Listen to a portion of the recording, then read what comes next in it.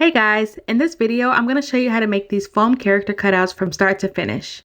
So the first thing you want to do is size your image. So I'm going to go to canva.com and create a custom size. I'm going to change my size to inches and I'm going to make the width 24 inches and the height 36 inches. You're going to click on create a design, and then once your canvas pulls up, you're going to go to uploads. I've already uploaded my image, but if you haven't, you're going to click on upload files.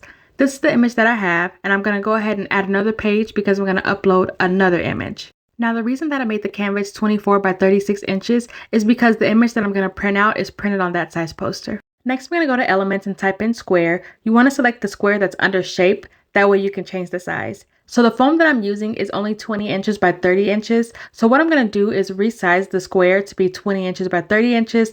That way when I resize my image, I can make sure it's going to fit onto the foam. Once I do that, I'm going to send that layer to the back. That way I can see my image whenever I resize it. Here I'm just duplicating that square so I can have one for each image. After you've moved your square to the back, you want to drag your image to the corner of that square.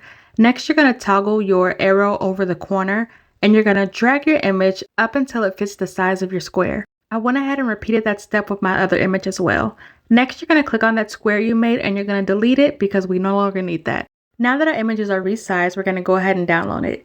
You want to click on share, then download, and we're going to go ahead and download our images as a PNG. So now we're going to go ahead and order our vinyl cutouts. To do that, you want to go to Google and you're going to search in stickers and banners.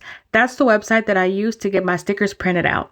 So it's going to be stickersbanners.com, and when you click on it, this is what the website should look like. Next, you want to hover over stickers, and then you're going to click on adhesive banners and window decals. Once that page loads, you're going to scroll down and you're going to hover over the width. You want to choose 2 feet as the width, and then you're going to hover over height and you're going to choose 3 feet as the height. And of course, if you're working with bigger foam, then you can do a bigger size. Next, you're going to go to material type and you're going to select the removable vinyl mat. After that, you're going to choose file and we're going to upload our file. So these are my images. I'm going to do one at a time. So I did this image of my son as Lilo first, and underneath it, it allows you to type in something. So I'm going to type in for them to only print 20 by 30 because if you don't do that, then they may stretch your image to fit the whole size of the thing and it's going to distort your image. So once I've added both of my images, I'm going to go ahead and add it to cart. So each of them should be about $15 each, which is the best price that I've seen. Here you can select if you want a proof of your image. I didn't get a proof, but if you do, you can select that. I don't think it costs anything extra, and they'll send you a proof within like an hour or so, just so you can see if your image is going to be pixelated or not.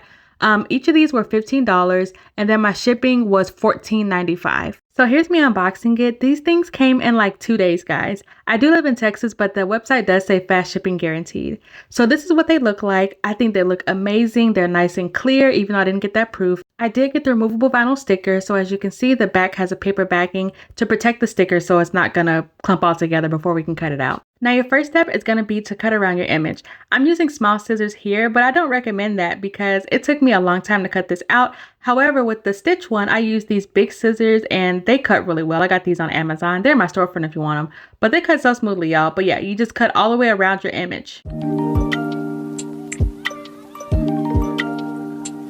Now that our sticker's cut, it's time to move on to the next step. So the foam board that I use is actually from Dollar Tree. It's 20 by 30 inches. The only issue is that the foam from Dollar Tree has a paper backing on both sides. So what you want to do is peel off that paper backing. I'm going to be using a foam cutter to cut out the foam, and the foam cutter does not cut paper. This is why we need to carefully remove the paper from the front and the back of your foam board.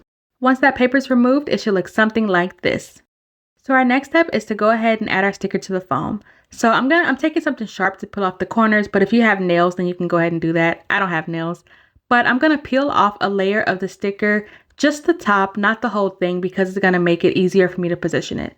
So once I peel off a little bit of that backing, I'm going to go ahead and start sticking the head of my stitch onto that foam board. I'm moving pretty slowly here. I sped it up a little bit, but the good thing about the removable vinyl is if you don't place it right, you can lift it up. That's why we chose this instead of the permanent vinyl, because once you stick that, it is on there. Next, I'm going to take this Cricut scraping tool and I'm going to go ahead and smooth out the sticker. So I'm pushing the sticker down as I'm pulling that backing off. And as you can see here, I'm taking my time. And once I get to the bottom, the sticker's all the way on there. And then I just go over it and smooth everything out. After that, we're going to go ahead and take a foam cutter. I got this one from Amazon. I have the specific one that I got listed in my Amazon storefront, But I love this because it heats up and it just glides through the foam, y'all. Once it heats up, you're going to lift up your foam board and you're just going to glide through. As I'm gliding through, I like to move the foam cutter like in and out of the foam just because it can gunk up a little bit and it makes it harder to push through. But as long as you're moving it and there's constant movement, then it melts the foam away. With this vinyl material, you want to get really close to the image, but not too close because the heat can melt the vinyl. If you don't have a foam cutter or if you don't want to purchase one, I know a lot of people do make these foam cutouts, but instead of the foam cutter, they use an X-Acto knife.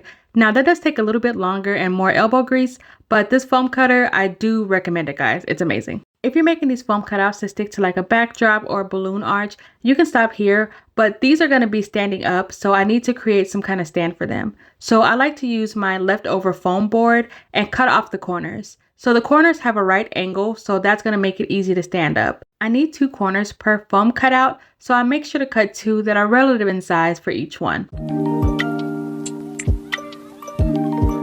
Once the stands are cut out, I prop up my foam cutout just to see how I want to position them before I glue it. Once I'm happy with their position, I take a hot glue gun and I do a generous bead of hot glue, prop it up and press it until the hot glue cools down. I typically only need 2 stand pieces, but because these are going to be outdoors, I went ahead and added a rectangle piece to the bottom because I'm going to use a weight to weigh it down. As you can see, I hot glued that rectangle part to the bottom, and then I just used a pattern weight that I had to weigh it down, but you can use anything that's kind of heavy. So this is what the foam cutouts look like when they're done. They look so cute, guys. Like I said before, the stickersbanners.com is the best price that I've found for those stickers. I looked at like FedEx and Walgreens and they were charging at least $40. So I definitely don't recommend you doing that. Anywho, I hope this tutorial was helpful for you guys. Don't forget to like and subscribe, and thank you for watching. Bye.